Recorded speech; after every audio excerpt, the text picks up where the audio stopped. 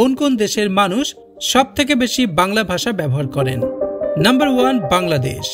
বাংলাদেশে প্রায় 17 কোটি মানুষের মাতৃভাষা বাংলা।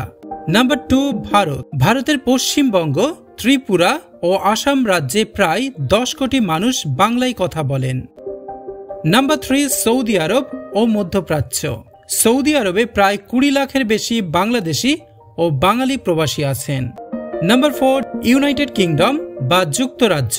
লন্ডন সহ বিভিন্ন শহরে প্রায় 5 লাখের বেশি বাঙালি আছেন। নাম্বার 5 আমেরিকা যুক্তরাষ্ট্র। মার্কিন যুক্তরাষ্ট্রের নিউ ইয়র্ক, ক্যালিফোর্নিয়া ও টেক্সাসে রয়েছে বাংলা ভাষাভাষী প্রায় 4 থেকে 5 লক্ষ মানুষ। Number 6 Italy, Malaysia, Singapore, Canada. প্রতিটি দেশেই লক্ষাধিক প্রবাসী বাঙালি আছেন।